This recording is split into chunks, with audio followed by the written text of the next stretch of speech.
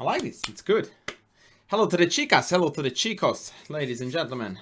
Back at you with a unusual video. But before I even get into that, humble apologies for not posting any utter garbage on my YouTube channel on April Fool's Day, whatever that thing is called, for a clickbait content. So unfortunately, no nonsense on this channel still. We're trying to uphold our values. And on that note, I would like to go back into, or rather go on to our topic today, which is going to be that a week or so ago, a lovely gentleman contacted me and said that he would like to play a match against me and he would pay $100 up front for it. So I'm like, whoa, baby, there's a bounty on my head here. And in fact, he contacted me ages ago and then somehow it got forgotten. He then recontacted me and I went like, fine, let's do this. I'm curious how this is going to play out. Turned out that this lovely gentleman is actually, I don't want to name him, but let's just go with the fact that he's a chess club director slash, let's go with director in a Florida chess club, and he's a fairly known figure in American chess circles. So a bit of a celebrity, I guess, if you will. Anyway, so we set up the match. It was played a couple of days ago. And then originally I was recording the match, the entirety of it on stream because I was streaming it. But the more I get back to streaming, the more I realize that I don't like creating YouTube content whilst streaming because there's too much distractions. It's just, yeah, it just doesn't go well with the way how I picture my YouTube content. I like to focus on what I want to say, what I want to do. It's very difficult to engage with the audience. The noises are coming in, the subs, the follows. Anyway, it's just another thing that I tend to do differently from the rest of the pack. Probably for not for the greater good, because it means I have to spend more time on creating stuff. But anyway, hopefully you guys appreciate this. And so I decided that I would analyze the games afterwards for YouTube, and then he kindly contacted me and said that it would be good if I omitted the last 3 games from this because they were not really high quality. And so I'm going to present to you the first 2 interesting games, both of them, and to start in chronological order, let's go with me being on the white side. And this was actually quite an interesting game because we are again encountering a Caro-Kann Panov, and lately I have been talking a lot about IQPs, isolated queen pawn structures, on my channel, and so the knowledge you would think comes handy from these videos, and yet I managed to drop the ball on multiple occasions in this position, which only goes to show that even when you have a good understanding of what's going on, mistakes still can creep into your play. So he plays knight b6. I don't believe in this move, by the way. Earlier on I did tell you, and in fact in the last IQP video I mentioned the number of games I played against Yatsovn, who regularly plays knight f6. If you choose to retreat the knight, I think f6 is a far better square to go to than b6. And the main reason behind that is because knight on f6 provides an extra defender for the king, which is quite relevant. And equally importantly, knight f6 allows b6 or a6 b5 later on, allowing this bishop to occupy the long diagonal. Knight b6 disallows both. Bishop b3, castles, knight c6, rook e1. I'm just playing the stock standard moves here. They need very little explanation. Knight a5, that's again another weird move that actually goes away from the center and more or less forces what I wanted to do anyway, because I wanted to set up this battery onto h7, and this actually forces me to do that. So if you look at the position now, I was already thinking to myself that I was doing really well here, because black has got 2 misplaced knights that do absolutely nothing, and my usual IQP plans are rolling on very fluidly. I don't know what he should have done. Perhaps bishop e7 with the idea of some regroup like knight e7 and then one knight to d5 and start to get back to normal. I suppose this would have been quite decent, because the one benefit of knight b6 is that it opens up the queen's path towards d4. So now I need to put the bishop on e3, which is never really something that you want to do in an IQP. We end up doing it quite a lot, but it's not something you want to do. Usually we are forced to do that, but this is the least attractive square for the bishop on the whole diagonal, because it's jammed between these 2 pawns and have very little scope action. Matter of fact, very often you find in this structure too that later on, and I'm just going to play a few lemon moves, white ends up pulling this bishop back here, and actually this often stands here better than here, because what the bishop on c1 does is that it actually clears the file for the rook. And so a lot of the times that's a more important feature than having the bishop here, which is in a way of other pieces. Also know that sometimes it means we can swing across to h3 with the queen once the knight goes into e5. Unser weiter, unser fort, as the German would say, and so on. So let's just go back to the game. Knight a5, bishop c2, knight d5, queen d3, g6. And here I made a very, very interesting mistake that I really think that is very highly instructive, especially for higher level players. This is the type of thing that I used to be very good at, and now as I'm growing older, I tend to err on caution side more than I like to admit. And that is that in this position, the first thing that I noticed was, in fact, before I even played queen d3, that I'm sitting in this knight b4 motif, which nets the bishop for black. And that's very unattractive. Usually, 99.9% of the times we disallow that because that's an excellent trade for black's point of view. What I didn't take into account here was my ginormous lead in development, which actually means that instead of playing a3, which is one of the most typical moves in this structure to fully deny knight b4, I actually could have and should have played bishop h6, allowing knight b4, allowing knight c2, and then play rook d1, and refer back to my own video about the d5 break in the IQP structure, which now cannot be stopped, and the miserable state of the black pieces indicate that once I open up this position, it's going to be carnage, even at the cost of me not having the two bishops. But this army layout is just picture perfect. And if we continue this line, knight c4, d5, knight d6, I'm playing the best moves here according to the engine. And after just a pass looking h3, black is almost in a zugzwang scenario where e5 appears to be the only move. Like there is just no productive moves to be found here for black. For example, bishop f8, we take, they take, we take, and we're going to win the knight on d6, I guess. Among the... Is that wrong? Why is knight b5 not good here? Okay, rook c8 is still playable, but black is doing really, really poorly here. So long story short, I made a mistake here by not recognizing this and playing a little bit schematically by playing a3. It's a stock standard motif, b6.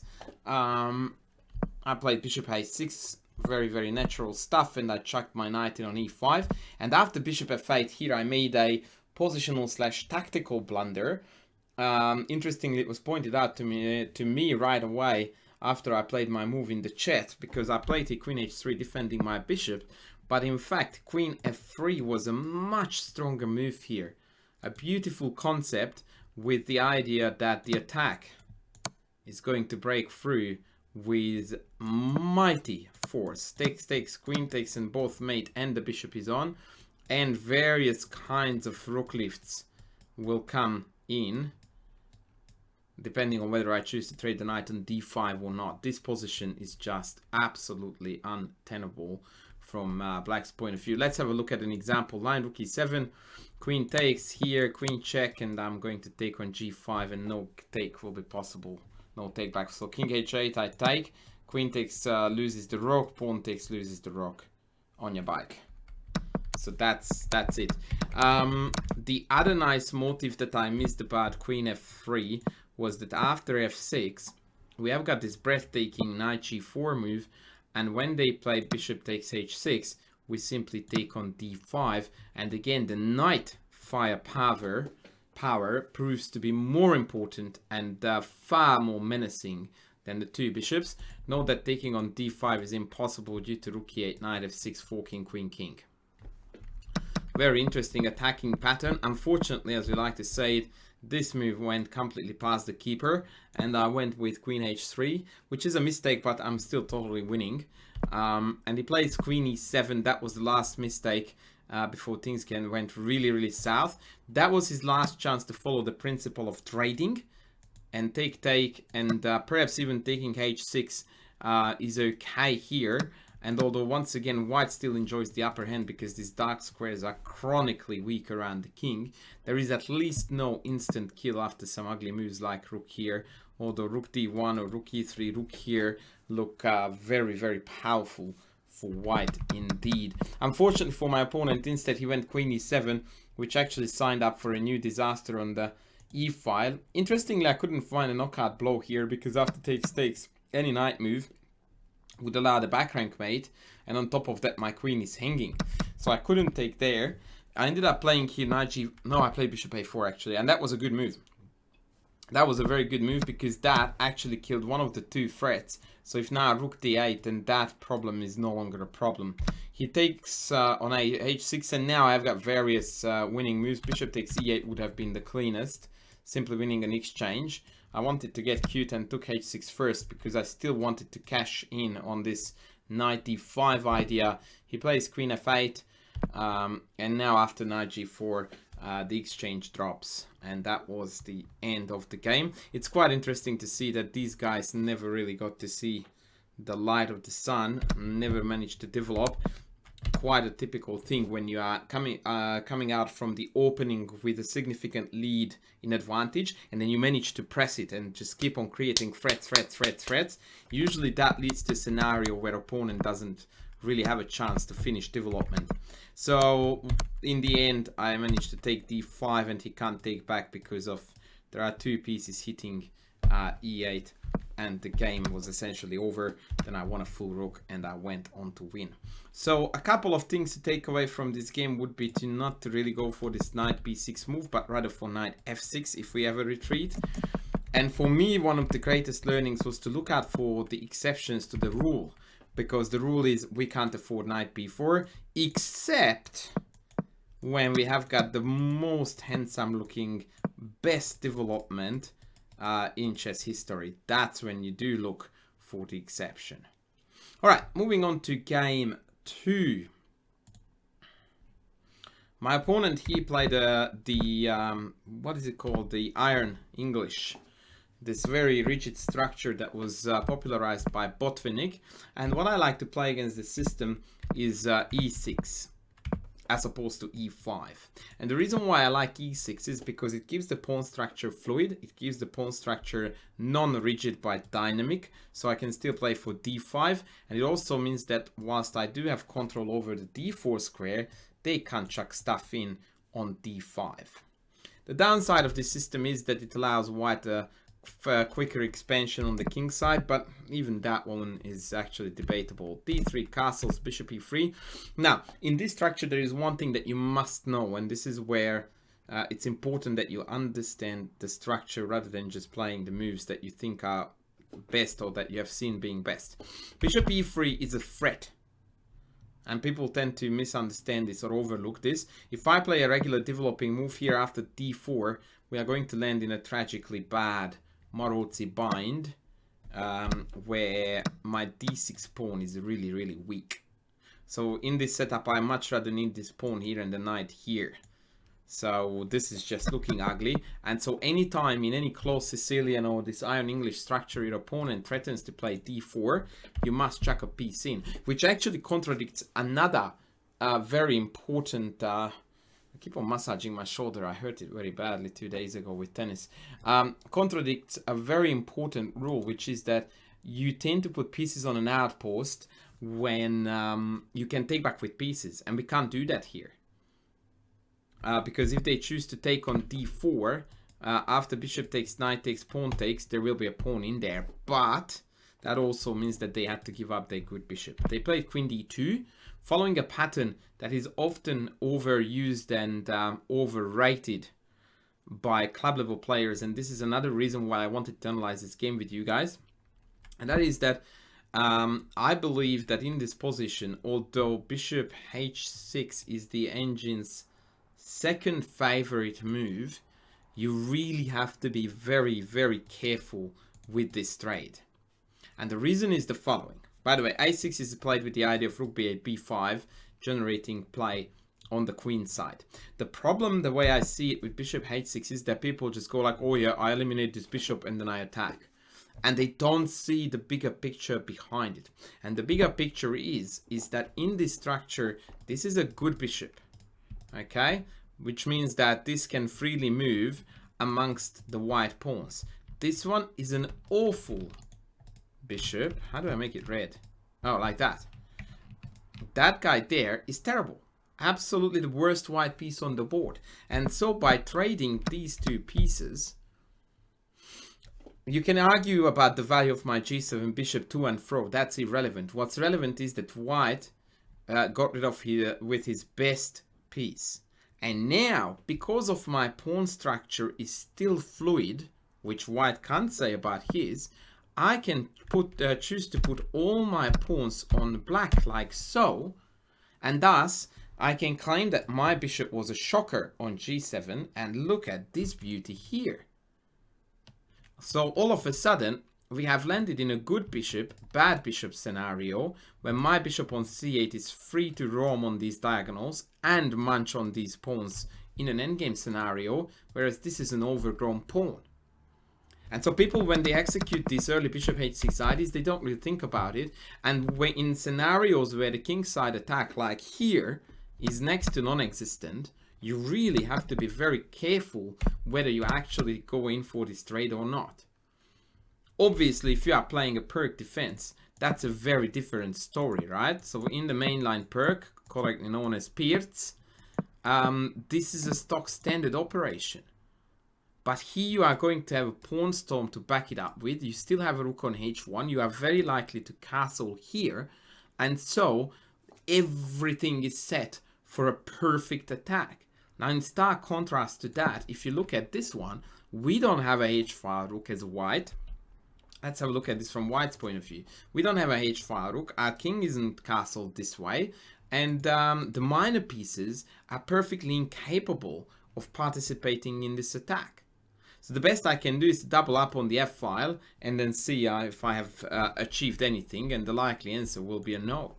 Let's see how the game went. He plays b4. Still, he needed to play this rook f2 thing, but I reckon after bishop e6, rook a f1, and then say, what, queen out?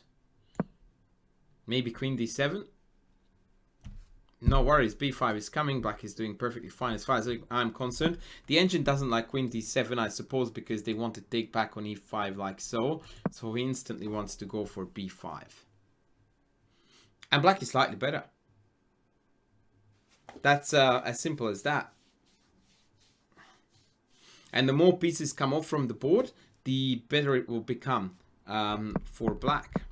So my opponent here played b4. This is a typical case of playing on the wrong side of the board, because like I said, he needed to pursue his agenda here, however good or bad it is. Queen side is my territory. I develop, he plays here, I played b6. I wanted to make sure that everything was under control before I committed to either pawn moves. According to the engine, interestingly, b5 is a good move here.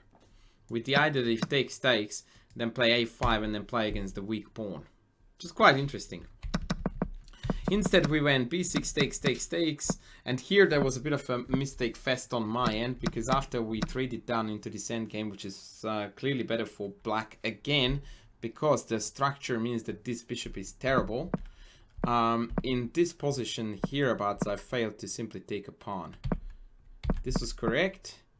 Knight c6 was very good, and bishop g2 was really bad, and here after knight b4 double attack, the game would have been over. I hallucinated some queen penetration here, which is very weird, because that's precisely why I played king f7 here, to stop the queen from coming in.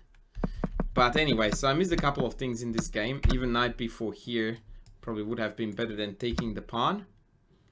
But he also blundered here, because after pawn a3, it would have been a very, very, very difficult win. And here I found a line. Yeah, this is it, I think, which I want to show you. So I tried to figure out if I had a realistic chance of winning. This is black with the good bishop, bad bishop story and the better pawn structure. And I found this variation here where the bishop came into e8. Is that this one? No. Bishop e8 here to trade off this bad bishop. And amazingly, to my greatest shock, this endgame is actually borderline winning for black. And the reason why I'm shocked about this is because usually when the pawns are in one chain and on one side, the knights are to be preferred against bishops. Now, admittedly, this knight is shockingly passive and there is a weakness on the square, on the color of the bishop, and those things tend to overwrite the original rule. But nonetheless, I was quite surprised that this was a comfortable win for black. And I think what it really comes down to is the difference between the two kings and the fact that the white knight is extremely passive. And actually, believe it or not, this is going to go into Zugzwang. And again, what that means is that basically the core idea is that as soon as the minor pieces come off, the pawn ending is winning because my king is too close. So knight e2, take king here, and this pawn is going to drop. And so white has got very limited space and number of moves here to work with. And although this gets a double question mark, there is not much better to do. Watch this. Oh no, this is not the line I analyzed, is it? Oh no, I went with the computer's recommended take king c2, king a3. So the knight can't come here. Beautiful motive because of bishop check here. How amazing. Takes, and again, I'm going to win the pawn. Absolutely breathtaking stuff in this endgame. So king b1, basically white is just trying to pass, bishop d1. It's absolutely amazing how many squares I can take away from the white king-knight duo with my bishop-king duo. So now the knight can't go here, here. Knight here loses to bishop check. Yeah. And so pawn moves are left only. And once the pawn moves run out, there is nothing left. So once again, if the knight goes here, I have check here, winning the knight. Or rather trading down into a winning pawn ending. And if the king goes there, after bishop c2, total domination. That is so beautiful, man. Like, look at that. Nothing can move. The king is virtually stalemated. The knight can go here or here. But both moves mean that at least one pawn will be captured, after which the game is an easy win for black. That is really, really awesome. The rest of the games were really not that great, and I went on to win the match. A short story, an anecdote. I won the game 5-love, and I felt a little bit bad afterwards that maybe I should have allowed a draw or something. But at the same time, I feel like if someone pays to play against me, they want to play against the best version of me and they don't want mercy points. There is a very famous old story, I believe, about Laska. There was a very, very rich guy who regularly approached Laska with a fairly sizable sum of money and said, I want to play a game with you. And Laska would, I think it was Steinitz or Laska. Someone can correct me, I'm too lazy to look it up now. Anyhow, so the world champ kept on winning game after game after game after game and made quite a good coin. And then one day, someone went up to him and went, look, dude, this guy, you're beating up all the time. You're going to eventually lose him and he's never going to come back to play with you. Why don't you just occasionally give him a draw or even lose a game on purpose so that he would get some sense of success and come back for more? And the world champ were like, okay, we should do that. And so the following game, he allowed a draw to this generous supporter, after which he said, yay, I managed to draw with the world champion, thank you, I will never come back for another game anymore. And so he lost one of his most generous supporters simply because they just scored a draw against the world champ and they thought, life can't get better than this, I'm not doing it anymore. So I think the right thing in such situations is to do your very best, and if the score is ugly, it's okay. They basically played against the person they thought they were playing against, and I think that's very important. On that note, we are going to close this video now, and I shall be back with more soon. Thanks for watching. Bye.